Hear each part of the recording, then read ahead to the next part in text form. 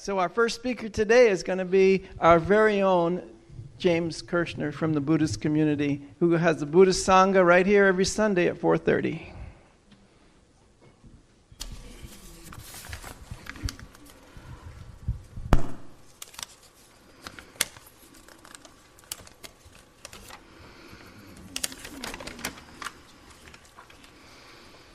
Good morning. Please breathe with me for a minute. Breathing in, I know I'm breathing in. Breathing out, I know I'm breathing out. Relax, put aside anything you're holding in your hands or in your heart or mind, and just be at peace right here, right now. Breathing in and breathing out. You know that feeling of inner peace? Well, Buddhists believe that world peace begins with inner peace. And if you practice cultivating that inner peace in yourself on a regular basis, then when things really get tough, and we all know they will, you're better prepared to respond appropriately instead of reacting wildly. And that's the basis of what the Buddha taught.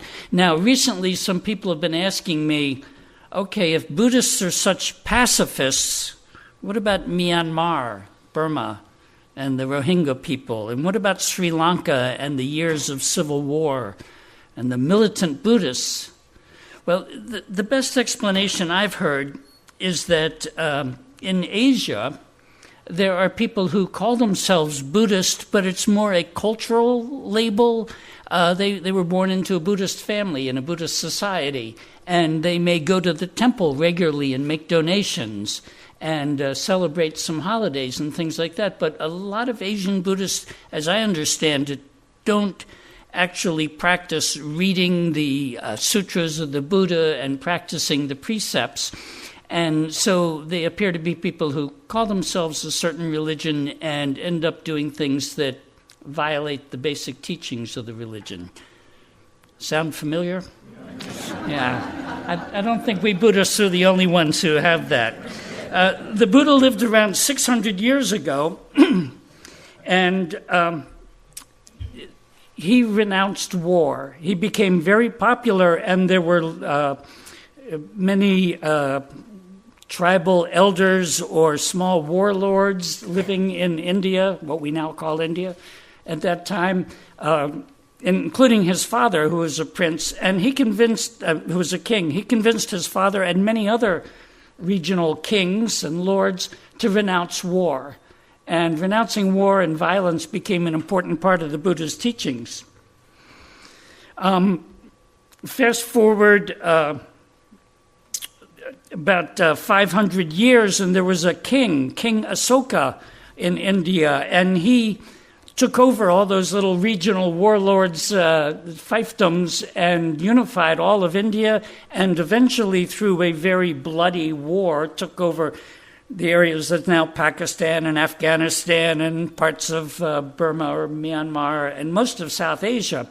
But then he discovered Buddhism and how the Buddha renounced war. And so King Asoka himself renounced war. And he became the most powerful leader in Asia based on a philosophy of let's not kill each other. No matter how bad things get, why should we need to kill each other? You know, you ever driven down Route 28 in Katuitt where it's 50 miles an hour? It's just two-lane blacktop with nothing but a yellow line separating you from a 100-mile-an-hour head-on collision. Well, we've all made this agreement that we're going to stay on our side of that yellow line. Well, why don't we just all make the same agreement that we're not going to kill each other? If everybody agreed to that, we'd be doing just fine. There'd be no more war. And that's what Buddhists believe. The best-known Buddhist today is probably His Holiness the Dalai Lama. When he was just a kid, the Chinese army was invading Tibet. Well, you all heard about that very long, convoluted war that happened? No, you didn't, because the Dalai Lama renounced war. And he said, I would rather leave my homeland than lead my people into a long, bloody war against the Chinese. So as a true follower of the Buddha, he renounced war. Now, my teacher, Thich Nhat Hanh, is famous for opposing the Vietnam War. He wasn't with the South, he wasn't with the North. He tells the story, he was at the Paris peace talks, and Secretary of State Henry Kissinger greeted him and said, are you from the North or the South? And Thich Nhat Hanh said, I told Dr. Kissinger I am from the center. And he's still wondering what that means. Thich Nhat Hanh also told a story when I was with him once about how he was trying to hang a picture on the wall. We've all done it. You know, you take the nail in your left hand and you hold it like that and the hammer in your right hand. He missed, hit his hand. He said, now did the left hand start attacking the right hand? Hey, you hit me. No, of course not. In fact, the two hands comforted each other. And then they said, how can we work together to get this picture on the wall? You know, well, there's no difference between two separate human beings. We are as closely connected. So if somebody hurts you, instead of fighting back, comfort them. Find out what terrible pain is causing them to hurt you.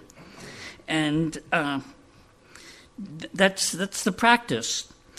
So a friend of mine said, well, yeah, it's easy to act like the Buddha when everything is great. But what about when things are tough? What do you do then? And I said, if you practice doing the right thing when it's easy, then it's easier to do the right thing when it's hard. Breathing in, breathing out, inner peace, world peace. Thank you.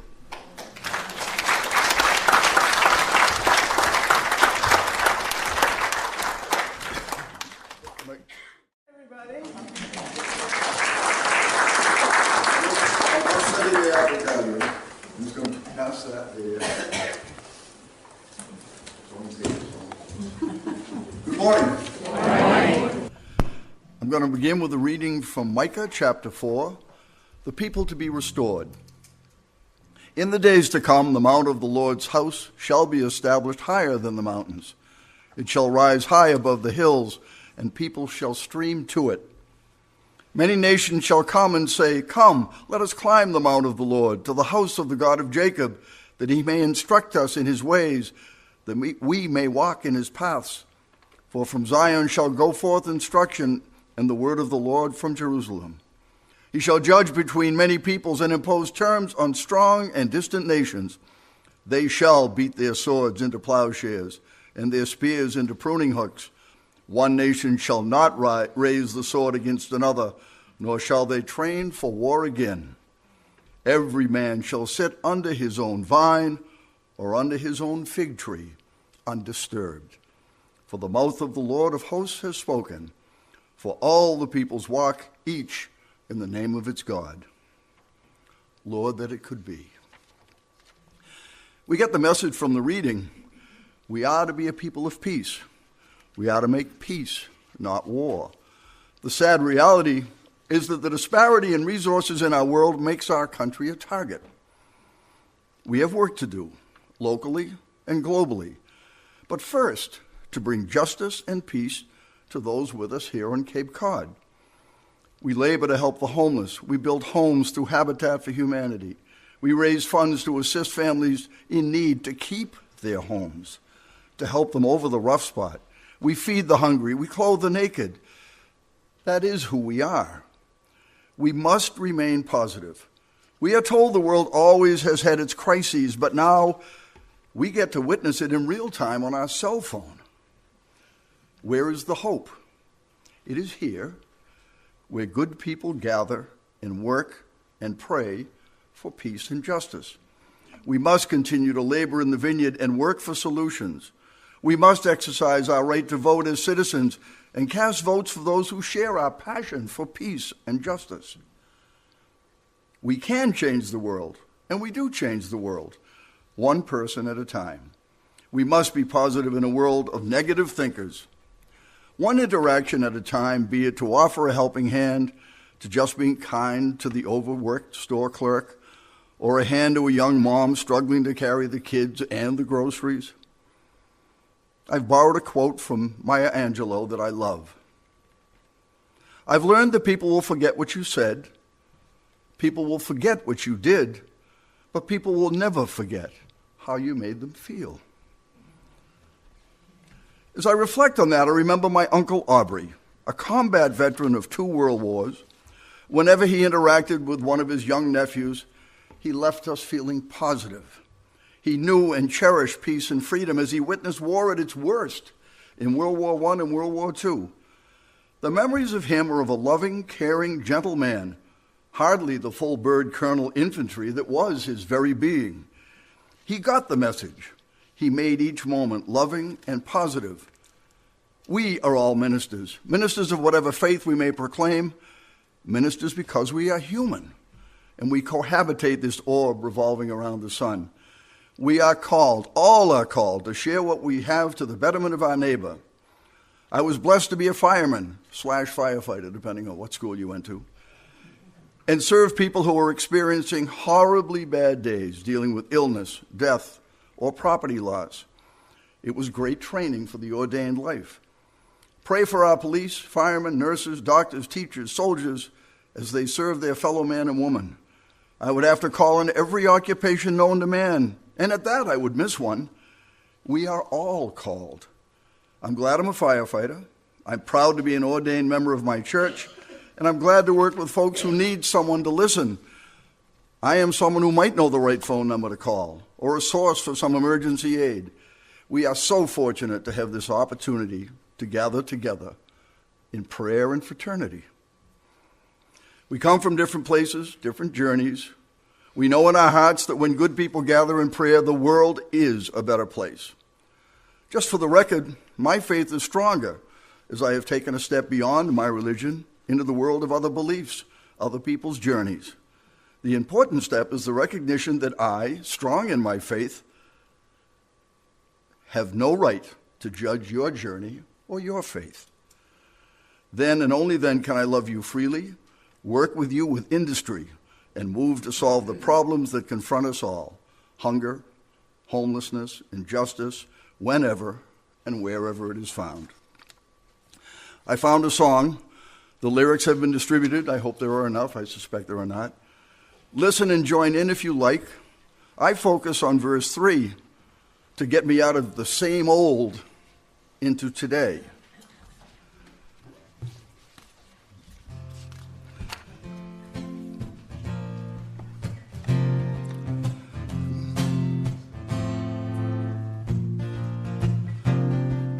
Come, live in the light, shine with the joy and the love of the Lord. We are called to be light for the kingdom, to live in the freedom of the city of God.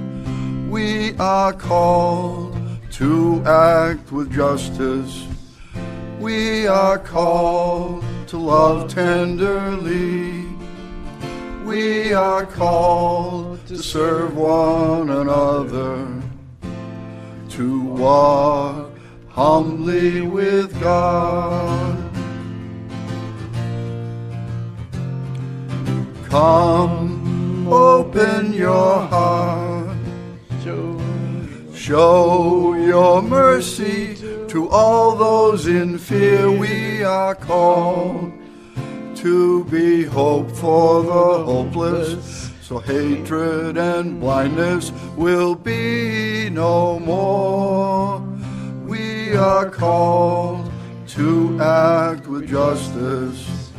We are called to love tenderly. We are called to serve one another, to walk humbly with God. Sing, sing a new song. Sing of that great day when we'll all be one. God will reign. We'll walk sisters and brothers, united in love. We are called to act with justice. We are called to love tenderly. We are called to serve one another, to walk humbly with God. Lord, be with us. Let us address the tough issues with love and respect. And I thank you to the music guy who I threw a huge curve to when I came to the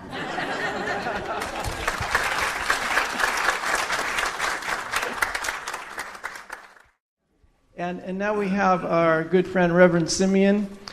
He's representing the spiritualist faith and the new spiritual temple in Harwich. Good morning. Good morning. Thank you, Reverend Tony, for inviting me to share spiritualism. In a nutshell, I want us to just go back a bit in history. There was a prophet named Job. He was frustrated. He didn't know quite what to do. So in a moment of agony, he yelled out, "If a man dies, shall he live again?" Spiritualism answers that question with a resounding yes. And that's what spiritualism endeavors to do. And we do that through inspiration. We do that through education.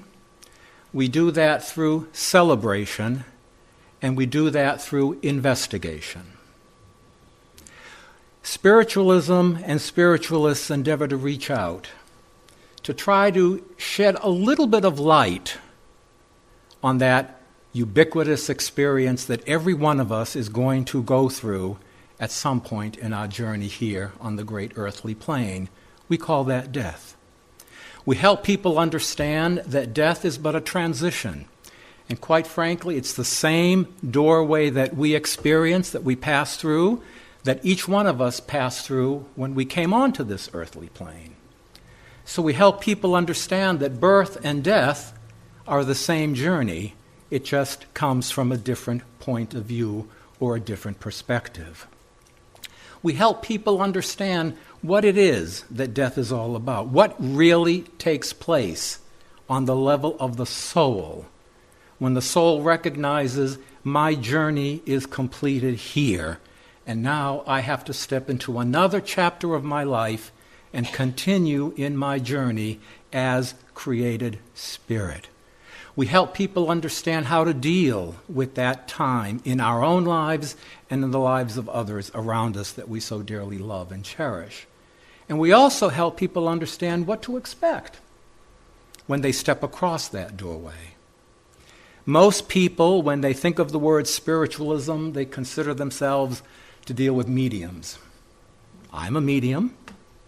I happen to be able to bring forth loved ones from that other side of life, and to the best of my ability, reach across that doorway and communicate with them and tell them what they want, or tell you what they want to say from their perspective. We also encourage people to understand what really is on that other side of the doorway. Mediumship. A message from Spirit, as wonderful as that is, should bring forth 1,000 other questions. To me, getting that message from a loved one is but the first step in understanding the wondrous universe that lies beyond that doorway that we call death, of which we are a part.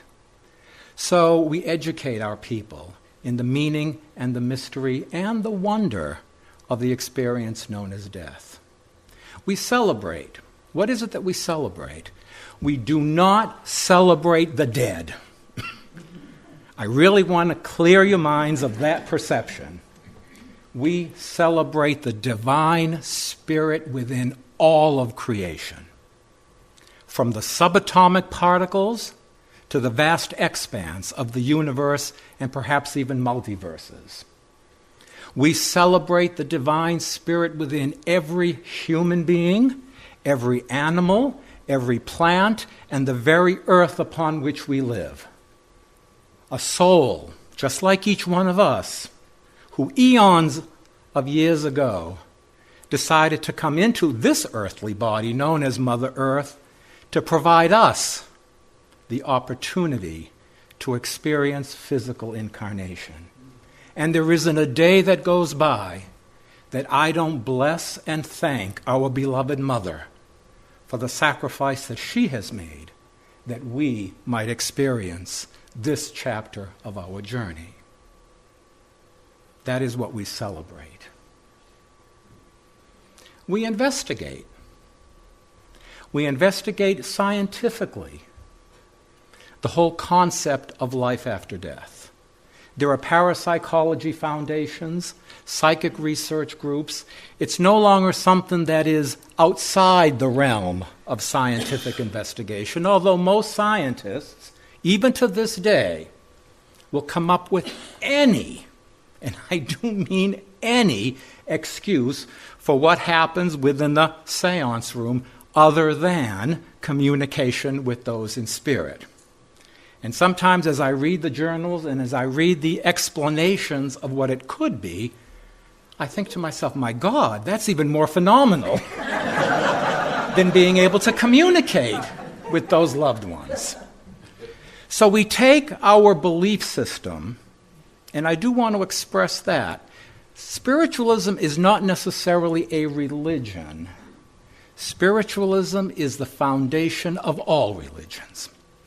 Ultimately, all religions emerged from some interaction between those of us here on the earth plane, whether it be a prophet, a great mystic, or Joe Schmo, through some interaction with some realm of spirit, some intelligence that seeks, as our speakers have said thus far, to create a world of peace, a world of harmony, a world that can cut through the physical vehicle that each of us at some point in our past chose to use for this chapter of our lives, to cut through all that separates us, that we might truly appreciate that which unites us. That's what spiritualism, or the ism of the Spirit, endeavors to do, to help us appreciate the Spirit within each of us. And if we truly believe, as we do, that we are created in God's image as Spirit, and if we truly believe that God is love, then we are love. And if we truly believe that we are love, how can we judge? How can we condemn? How can any one of us say, your pathway is wrong, my pathway is right? And that's the beauty, not only of the unity movement that was brought forth through the writings of the Fillmores, and so amazingly brought forth through Reverend Tony's ministry, as well as these other honored guests. We need to bring together an understanding, more than anything else. I don't think God gives a you-know-what about which pathway we take. God rises above our prejudices, our need to discriminate, our need to cubbyhole everybody. God is love. We were all created in love. And that's basically what spiritualism endeavors to do. Through the demonstration of communication, through the investigation of what our mediums and our clairvoyants seek to demonstrate, through the celebration of that loving life that is within each one of us, and to educate. Because what is the source of fear? It's ignorance. Where there is ignorance, there will always be fear. So a most important part of the church that I come from has been since 1883 to educate people about the true nature of that divine spark and spirit within each of us. For once we are educated, fear becomes diminished. Thank you, and God bless you.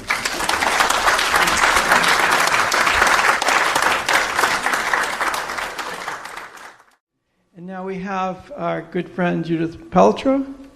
Bartolo. Oh, Paltrow's the actress. You look better than her. Judith Bartolo is from the Baha'i Faith. Thank you so much. First of all, I'd like to thank Reverend Tony Cryer for inviting us to participate in such an important topic as creating peace in this turbulent world.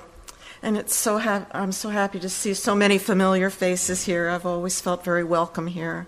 So it's good to see you. It is praiseworthy to have such a presentation and an honor to be included.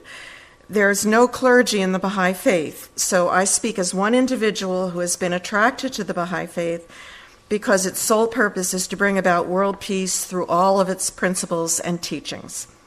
For example, the oneness of the human family is placed by Baha'u'llah, the prophet founder of the Baha'i Faith, at the core of collective life.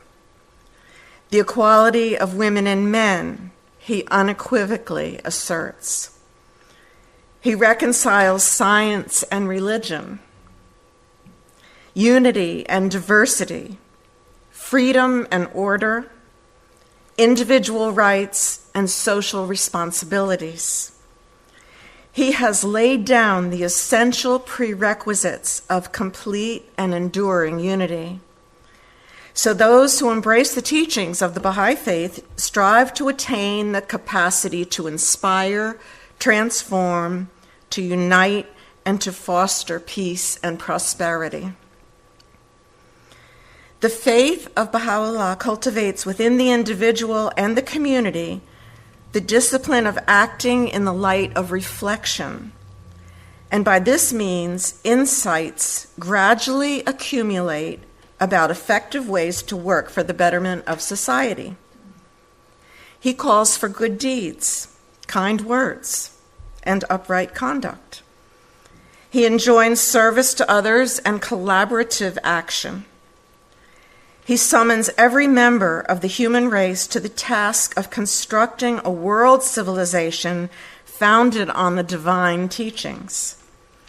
Attempts at social change through political intrigue, sedition, vilification of particular groups, or outright conflict are condemned by Baha'u'llah. Throughout the world, Baha'is are working on programs of social development, environmental protection, education for all, peaceful solutions to economic problems, as well as the elimination of prejudice and collaborative efforts to solve problems in their communities. Locally, there is a concentrated effort to present programs addressing disunity by focusing on racial harmony, or race amity.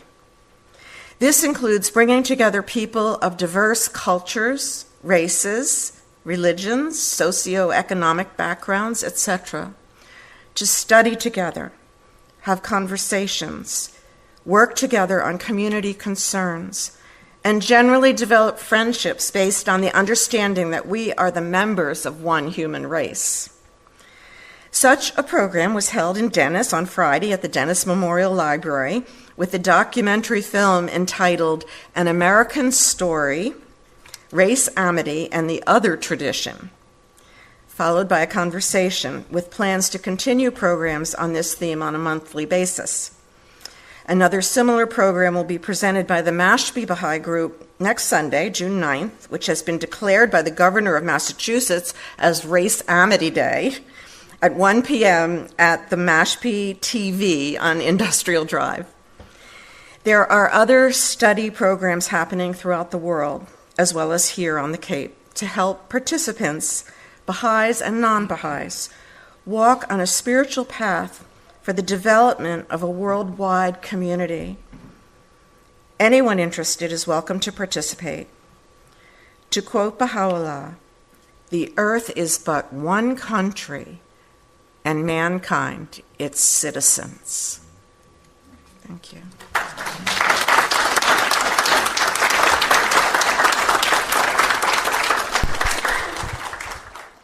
We have the pleasure of welcoming Dr. Mir Shitari, representing the Muslim faith.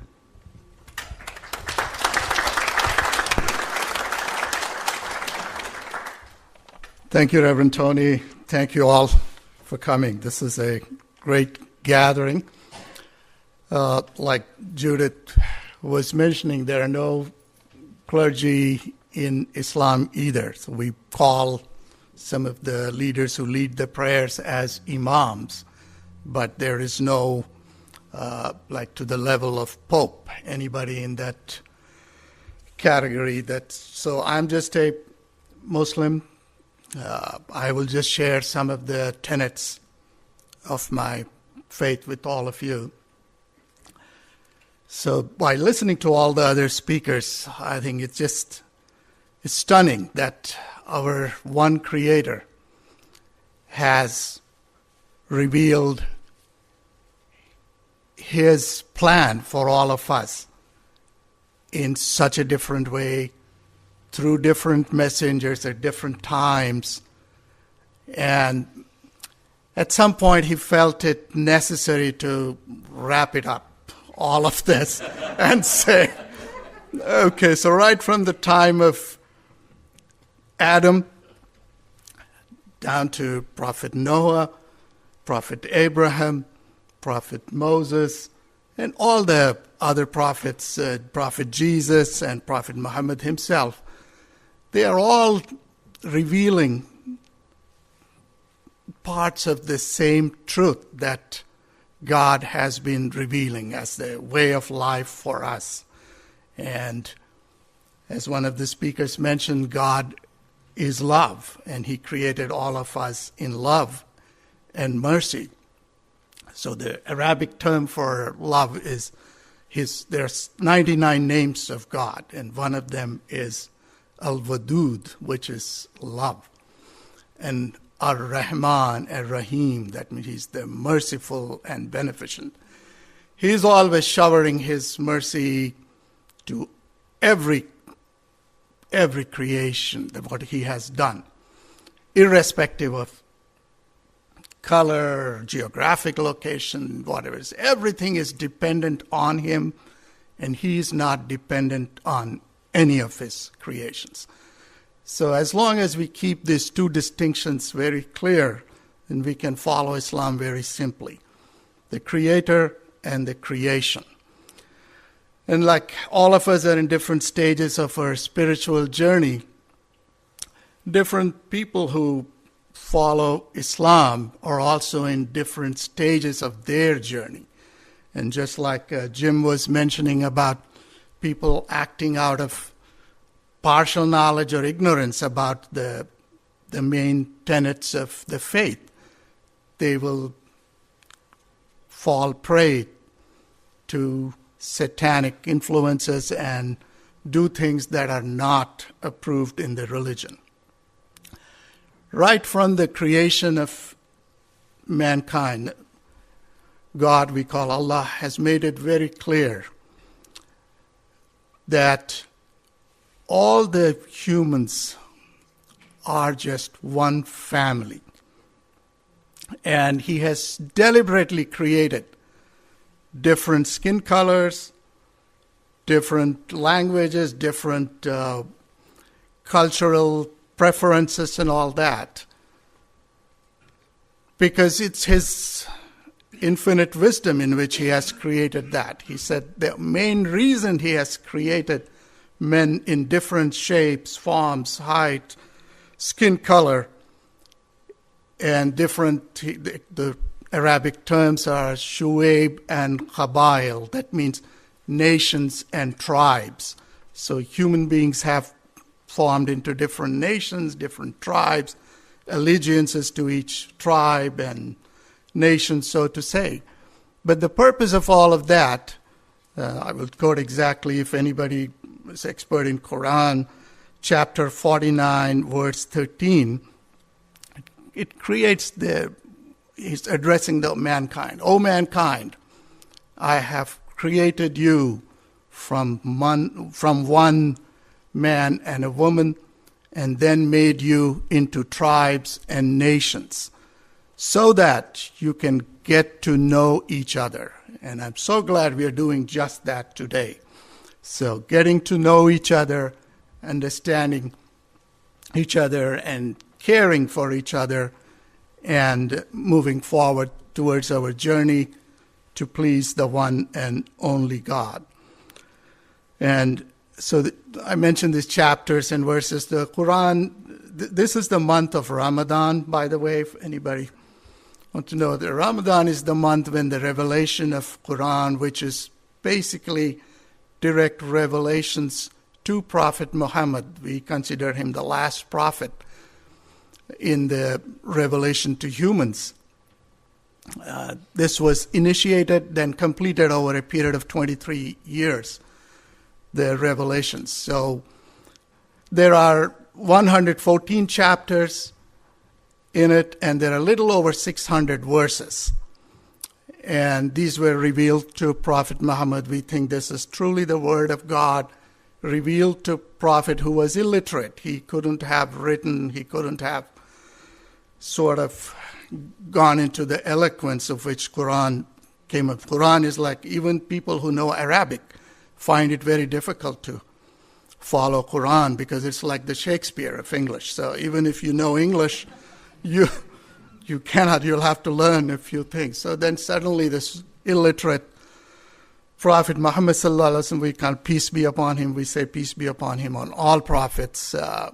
He started saying these words, and then the immediate concern was that, okay, as this has been revealed earlier to many other prophets, this may again be lost after the death of this prophet. So it was heavily emphasized. People were memorizing.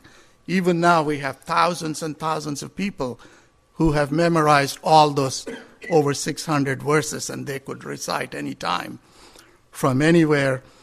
So it's not only it's written down, so it's a written version, then there is also a memorized version of that. But bottom line of all of that is God is mentioning in there that all humans are a family, and you are all supposed to just compete with each other in doing good. So do good for each other, and that is the bottom line message. And this is the message at some point has been lost on some people who were claiming to follow Islam and started going by a lot of literal kind of meanings. So the Quran itself clarifies that of those 600 verses, there are only maybe about a third of them are we call mahkumat. That means are actual orders, do exactly as it is being told.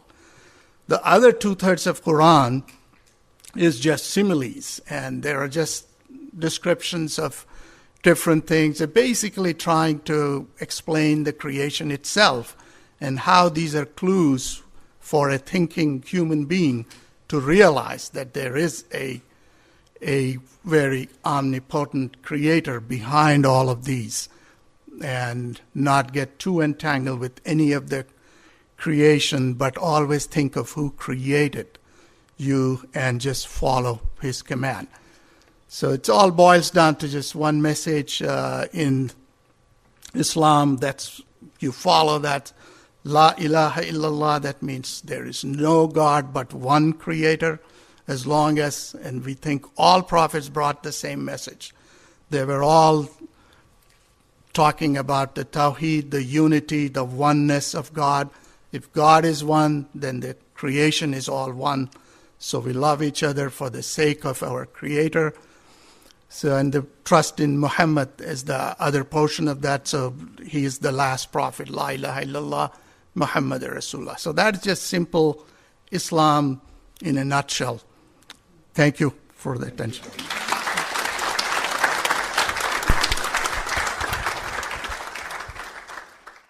Reverend Larry Brown is here. He is our resident Hindu, believe it or not. And I want to honor Larry because he's retiring from teaching this year. And if we could all stand up, give him a unity blessing to send him on his way. Larry, we love you, we bless you, we behold the light in you, and we accept you just the way you are. Stay up for a minute. I was actually, you read my mind. If we were a sermon, we would be a very long sermon. So just for a moment, just shake out a little bit. Then sit and relax. Someone asked me if this was some kind of symbol of authority, and it's not. It is a symbol of infirmity.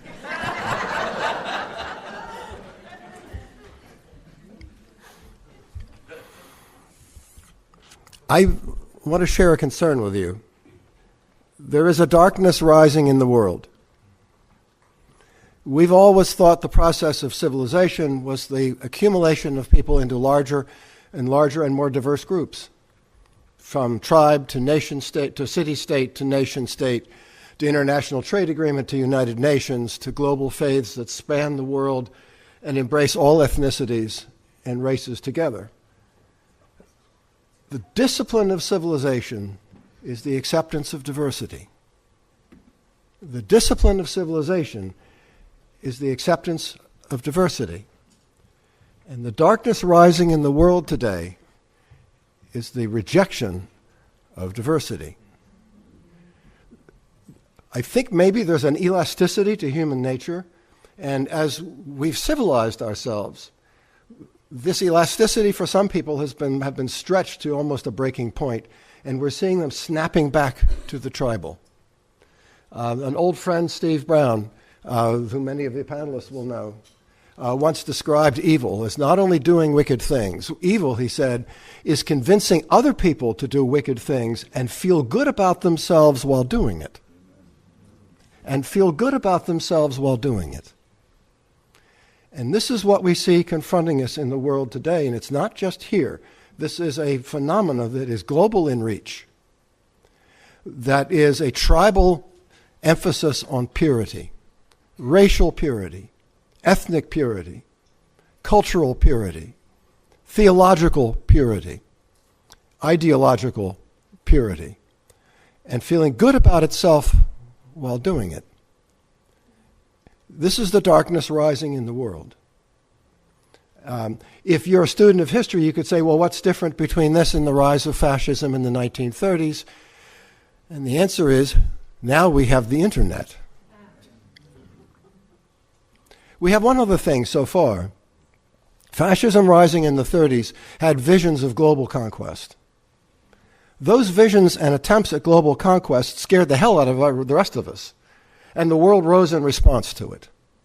It took 50 to 70 million deaths to stop fascism through the 1940s. What we're seeing in the world today, the darkness rising in the world, is national and not necessarily militaristic. And so what I worry is that in the absence of jackbooted soldiers with gleaming chrome helmets marching in unison to scare us to death, in the absence of that, we may not be sufficiently scared today to do the things we need to do to stop it. And if it happens here, in our country, we won't be here to stop it either, because we will be experiencing it too. I don't mean to bum you out, and this is a generally uplifting effort that all of us are doing, but you are my spiritual brothers and sisters, and if I can't share this concern with you, I don't know who I could share it with. This is what is facing us. And that's serious, and it can threaten to undo civilization itself.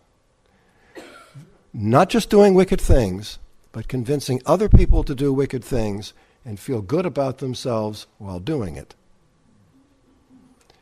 And the answer, well, the political answer is going to be complicated and take a lot longer, so I'm not going there. I'm going there in my columns. I'm working on this, but with you, this is because fundamentally our problem is not political; it is spiritual. America's problem is spiritual. It is a failure of love, a failure of loving that threatens us, and feeling good about ourselves while doing it. And you all know this. Some people are really annoying. So love can't be based on attraction. Love has to be based on policy. Love has to be based on policy. It is a decision to love.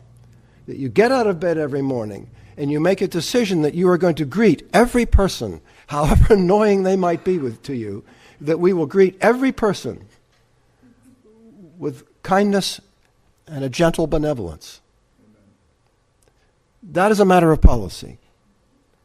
And that's where we need to do. And by doing this today, we are doing what we can do to bring a rising brightness and illumination to the world instead. That we will love as a matter of policy.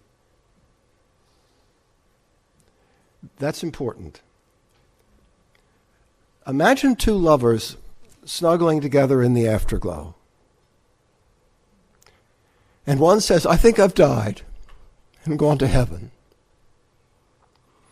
And her lover says, well, if we've died and gone to heaven, then what does that make you? And she says, an angel, I guess. And he says, and whose angel are you? And she blushes a little and lowers her eyes and says, I'm your angel. He says, well, then I'm your angel too. And this extra thought, maybe it's this simple. If we remember to treat each other as angels do, we get to stay together in paradise. If we remember to treat each other as angels do, we get to stay together in paradise. But if we forget, we will be cast down to earth and have to live as earthlings do. And you know what that is. We will forget our true nature. We will forget what we are. We will forget where we've been. We will forget what it's like. And we will forget how to get back there. So you can't forget to treat each other as angels do, as a matter of policy, as a struggle against the darkness rising in the world. We'll never forget. Make love the central discipline of your life, and it will be your highest joy. Namaste.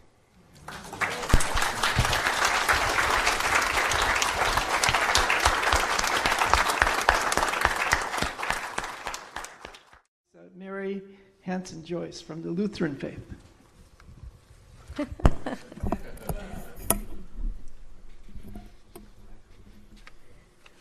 So we're almost at afternoon. I was going to say good morning, but we're getting there, aren't we? So I timed my words, because I keep them printed to keep me on time, and they're about 3 minutes. But I do have a couple minutes in there, and I do want to acknowledge the people who have spoken before me, and with regrets that I won't have heard Siri first. But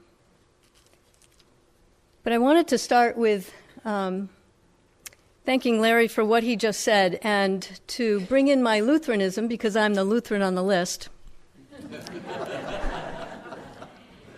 to say that the theology, the belief in Lutheranism is that we live in two kingdoms. We have the kingdom of heaven and we have the kingdom of earth.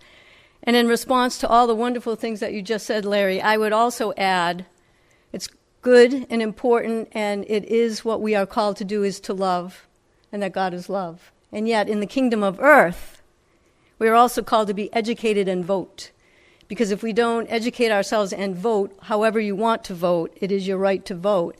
If you do not do that, then our democracy is at risk. And it is our democracy that underlies all of the things that we as people who care about one another use in order to keep things as just and as equal as possible. So I would just add that. I get to wear the stole again this year. I was here last year, and this is the stole of unity. And when Reverend Tony said, who would like to wear it, I waited to see if anyone else would, and no one did, so I said, absolutely. I'd also thought we needed a stretch, so thanks again to Larry for that. So as I said, I'm grateful to be among you again once last year and again this year, to lift up the ways we are committed to unity through understanding, through respect, through shared desires to strive for both common good and for peace. I'm honored as well to be among my fellow spiritual practitioners. As a Lutheran, I represent the Protestant Christian side of the human spiritual family here today. Of course, I can't represent all people who might identify in the same way as me, and that goes true for any of us, yes? Right? The way any of us and each of us embodies our beliefs, our faith practices, and our human spirituality is personal. It is individual, and it is diverse. Amen? Yet here this morning, I feel we especially appreciate that point and recognize that it is integral to the biodiversity that is our lived reality, not to mention necessary for the life of our planet. We need each other. Amen? Amen. So let me say this about me. I am an ordained minister of Word and Sacrament in the ELCA, which stands for the Evangelical Lutheran Church of America. And most ordained clergy serve as pastors of congregations, and I've done that. But I currently am called to serve outside the walls of the church, and I am blessed to serve you all as the Interfaith chaplain at Cape Cod Hospital. I am employed by the Council of Churches and have been contracted at the hospital in Hyannis for the last 2 years as the Protestant/Interfaith chaplain. And I serve alongside a Roman Catholic lay chaplain every day and a part-time Jewish chaplain. I feel called as an interfaith hospital chaplain, called to provide spiritual care as opposed to just religious care. I believe we are all spiritual beings, and some of us just happen to be religious about it.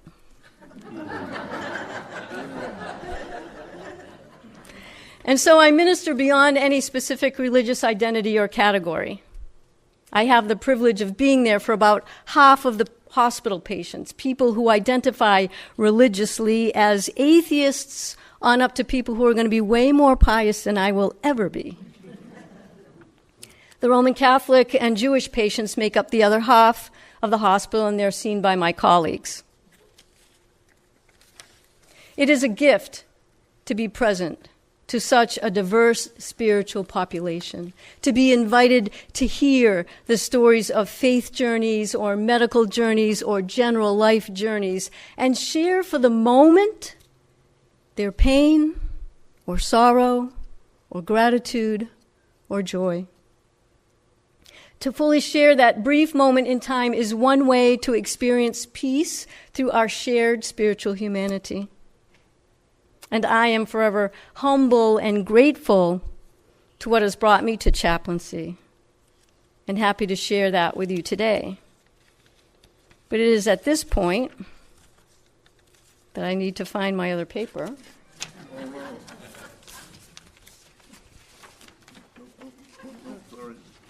With my notes. That's what happens. Maybe it's this all wrapped up in my hands. Here it is. In my nervousness. I wanted to thank James. I practice here at the Sangha. I am part of it on Sundays, not as regularly as I would like, but to understand that it is suffering that we all share and suffering that we can all relieve of one another is a wonderful thing. I was inspired by your words about rejecting war and death. And I would add, we need to reject death penalty as well. For David, I loved your Maya Angelou, because the way you leave them, they remember how you made them feel, is the thing that I experience the most joy in when I am a chaplain. And I walk into a room and someone says, I'm not religious. And I say, it doesn't have to be about religion. And they say, okay, let's get it over with. And I say, yeah. And then we have a wonderful visit, and they say to me, Oh, you're not so bad. You could come back. For Simeon, whose name I just love, the birth and the death, the same journey, the transition to the next. I spend time with people at the end of their lives, with the families who are grieving them and vigiling with them, and looking to me to help them help their loved one make that transition. Oftentimes they are not actually conscious, and yet that is what I speak to them about, the people dying, their transition, that it is often like the birth. It is the next transition to the next realm. And only they alone know what it is like, what they are going through. Except that perhaps Simeon can help me know more. Yeah. And Judith, no clergy, oneness of human family, the science and religion of it all. I believe that health care is something that we all deserve, and it is spiritual care that I believe is integral to that health care. Not always recognized, but it is my hope that it will become more so.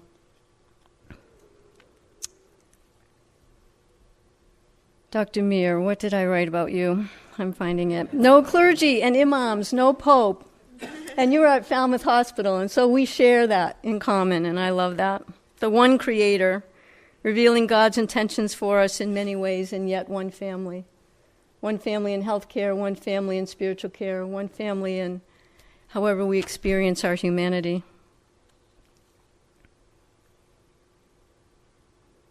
And Larry, I think I've already said thank you for getting us up and getting stretched, and that we are facing dark times, and yet we are resilient people. We have been created with resilient bodies that breathe and heal, and we have miracles of healthcare that help us to live longer, but we also need to recognize our mortality and maybe think more about the quality of life and not the quantity of life, to think how we can help each other face that better. And I believe that communities of faith, even though in the 21st century they are dwindling in size and the traditional sense of what church is, I do believe that God gathers us in communities and we do find ways. And I believe that unity is especially an example of that in the 21st century. Thank you.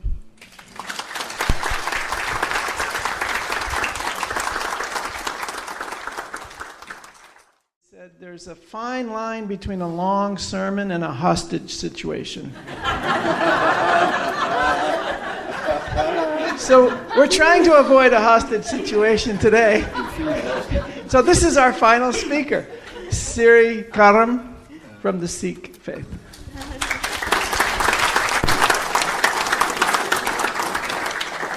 Thank you very much for inviting me back. It means a great deal to me to be here with each of you, my brothers and sisters of the Unity community and my brothers and sisters of many faiths. The Sikh teaching is that every religion contains the whole truth, and each focuses on a different aspect of that truth. So, for example, Christianity focuses on unconditional love as evidenced by God sacrificing his son for each of us. And as I understand it, and I'm open for correction, Buddhism focuses on compassion. And this is the first time I've shared this with people who can check up on me. Judaism on understanding. And see who else is here? We're all here. And Islam on humility, which is ritualized in bowing 5 times a day. And Sikhism on commitment, which is why we wear a uniform. And in fact, when I became a Sikh in the mid-'80s, my belief is that this is at least my second lifetime as a Sikh. And I've been a troublemaker for many lifetimes. And when it came time to explain to the brother who I loved, my brother Bernie, why I'd become a Sikh, My brother was in the Air Force for 40 years. And I simply said to him, "You're a man of deep commitments in life, represented by a uniform. And I'm a man of deep commitments in life, represented by a uniform." And my brother got it. And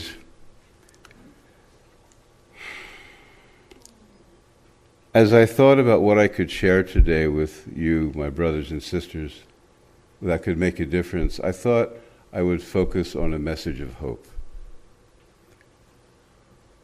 and unity. And in 2015, I went to the not the Council of World Religions, but the Parliament. Thank you. See, that's why it's good to have support from many faiths. The Parliament of the World Religions in Salt Lake City. And there were 10,000 people there who came from all over the world to share about their faith. There was even an atheist contingent. Their purpose is to lead a life based on ethics without God. Doesn't work for me, but it's still a free country, although we may have to check our watches on that one. I met there a former neo-Nazi, and he was, I guess he was about 30 or in his early 30s at that point, and his life now is spent going around the country and around the world talking to teenagers especially, who are either on that path or in danger of getting on that path, which is often just looking for community. And I said to him, "What turned your life around?" He said, "Well, when I was 23, there was a practical moment. When you're 23, you have to go out and get a job and start supporting yourself. And nobody is advertising for neo-Nazis." He said, and in that moment of practicality, a woman showed me a great kindness, and it touched my heart deeply and turned my life around. In the darkest moment, in the darkest experience, it's an opportunity to see the light of God in the other and to realize that the other is you. There's always hope. And with respect to what in Yiddish is called the mishigas, the craziness that we're going through at this point in the world, in the early 80s, my spiritual teacher, Yogi Bhajan, began talking about the fact that we were shifting ages, Kali Yugs in the Hindu tradition, and that the age of the Piscean age, about 2,000 years, that began at the time of Christ, was ending. And it's an age when religion is based on fear, do this and you'll go to hell, which was shifting to an age, a much brighter, happier age, where religion is based on true love, and there is much more love in the world. But in the middle of that, there'll be some decades of shift. And it's like two tectonic plates shifting. And there will be a lot of craziness in the world, there'll be a lot of pain in the world, but it's just the shifting of the ages headed towards a much brighter, better time. And somewhere in there's Donald Trump.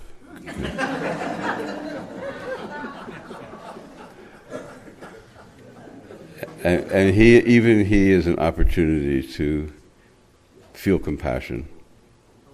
He's a man in great pain. So, what I want to share with you today is just the deep honor that it is to be with you, the deep unity that I feel in being with each of you. And I want to thank you for inviting me back, for sharing this moment with me. I want to thank Reverend Tony for the wonderful light that he is and the light that he shines, and thank each of you. I want to share with you a mantra. My spiritual teacher, Yogi Bhajan, said, "I don't believe in miracles. I rely on them." And so there's a mantra that especially is good any time, but if you're going through a hard time, So you breathe in 3 times, and with each breath you think, I trust in miracles. And it's important. It's not, I believe in miracles, I hope for miracles, or Gewalt, can I have a miracle? It's, nobody here speaks Yiddish? Oh, okay, we. It's, I trust in miracles. And it's 3, you inhale 3 times, and each time think, I trust in miracles, I trust in miracles, I trust in miracles. And then exhale and say aloud, I trust in miracles. So it looks like this.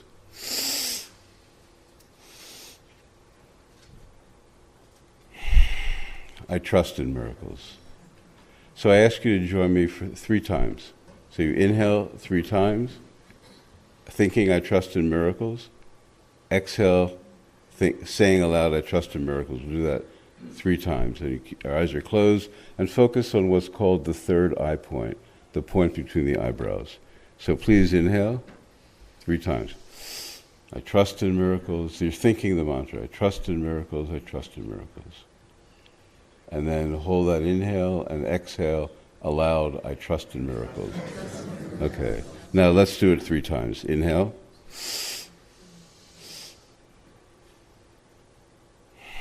I trust in miracles.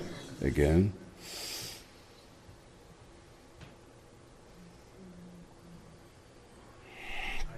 I trust in miracles.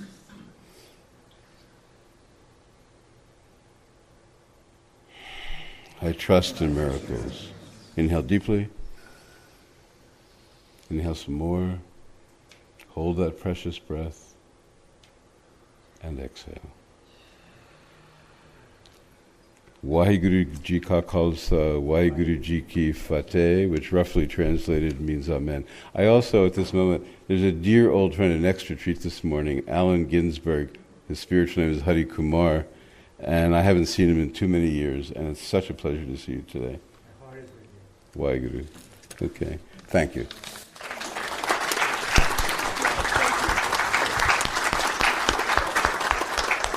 I'll take that as an encore, request for an encore. There are 2 people that I want to acknowledge here today, and this is really important to me. One is Simeon from the spiritualist community, and is it Judith from the Baha'i community? Those are 2 faiths that had a very powerful influence on my life. I'm a spiritual mutt. I was raised Jewish in a Protestant boarding school. When I was 7, I read the King James Version of the Bible from one end to almost the other. And I went to a Quaker college and I became a Sikh. But 2 faiths that had profound influence on the way were the spiritualist faith. When I was always very spiritual. When I was 18, I had a French teacher who was an atheist who asked me questions that I couldn't answer. And so I decided, I'll just become an agnostic. It matters more what we're doing to each other than whether we're focused on an entity that's up there somewhere, which is what I thought at the time. When I was 25, I read a book called Arthur Ford, The Man Who Talked with the Dead. It was about a spiritualist minister who lived in the early to mid 20th centuries. And it just had the ring of truth to it. And when I was 25, I was at a funeral with my mother, and when they lowered the lid on the coffin, my mother said, "That's it," and I said, "No, that can't be it." And that was the beginning of my journey towards a spiritual path. In college, I had a number of close friends who converted to the Baha'i faith. And when it came my turn to make that decision to convert, it was a different faith that I went to, but what was important was the fact that the Baha'i faith held the possibility of making that shift. It made it a reality in my life, so that when it was time for me to make a shift, it made it much easier. And throughout my life, I've had Baha'is in very important roles. I still go on many Saturday nights to a Baha'i prayer gathering in Needham with friends. I probably go about 15 times a year to that. And I go as a committed Sikh, and I share with my Baha'i brothers and sisters and other people who may not be Baha'is but are just searching. And just like being here today, it means a great deal to me. God bless you. Thank you.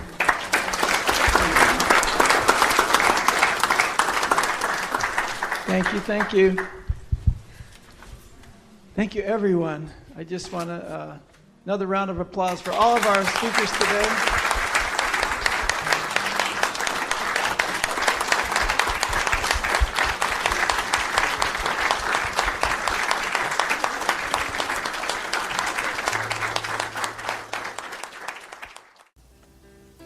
You have been watching the message from our Sunday celebration service here at Unity on Cape Cod, providing a positive path for spiritual living.